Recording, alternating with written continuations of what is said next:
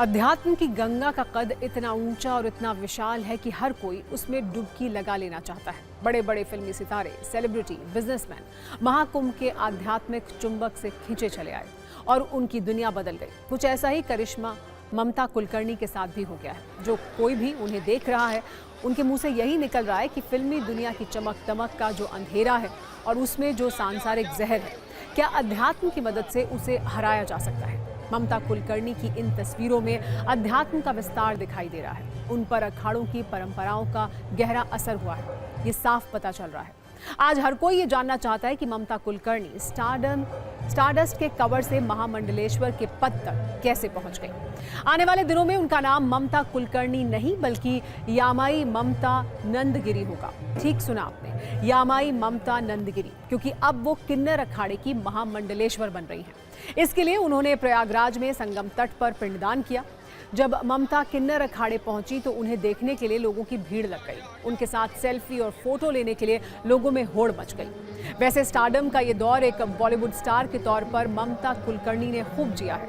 Bollywood star से साध्वी तक के उनके इस सफर में कई उतार चढ़ाव हैं। विवादों से उनका नाता नया नहीं है। साल 1993 में उन्होंने एक मैगजीन के लिए एक ऐसा फोटोशूट कराया जिसके बाद उन पर अश्लीलता फैलाने के आरोप लगे।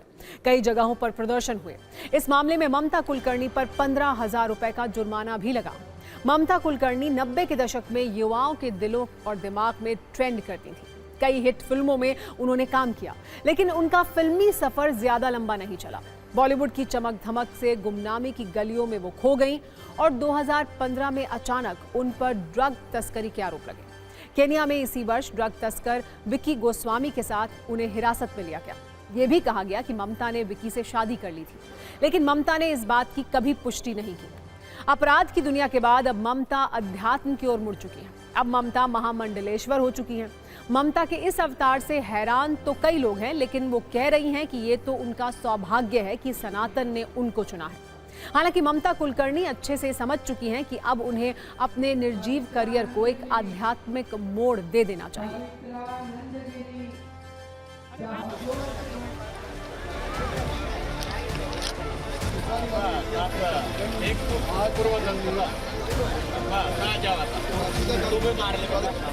मैंने तो 2000 से मेरी तपस्या शुरू की। आज मुझे 23 साल हो गए।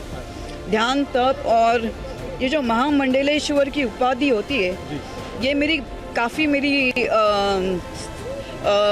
परीक्षा ली गई। सब महामंडलेश्वर लोगों ने मेरी प्रश्न मुझे पूछे, मेरी अभ्यास के, जिसको हम लोग बोलते हैं परीक्षा ली, मेरी अभ्यास की। 23 साल मैंने क्या तप किया, मैं ध्यान क्या किया, तो हर प्रकार के प्रश्न से मैं पास हो गई, उत्कीर्ण हो गई। तब जाके मुझे महामंडलेश्वरी की उपाधि प्राप्त हो गई।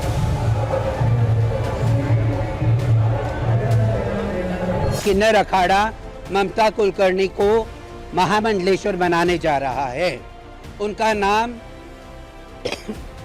श्री यमाई ममता नंदगिरी रखा गया है। उनके गुरु ब्रह्मलीन होने के बाद उनको कहीं दिशा नहीं मिल रही थी। ये इच्छा जाहिर करी उन्होंने 2-3 महीने पहले कि मैं सनातन से पूर्ण रूप से जुड़ना चाहती हूँ। जो बच्चा हमारा सनातनी है, वो सनातन धर्म में आया है, हम किन्नर अखाड़ा उसको अपनाएगा। अगर कोई संन्यास में संन्यास के मूल्यों के साथ, वैराग्य के साथ जीवन जीना चाहता है तो उनका हम स्वागत करेंगे।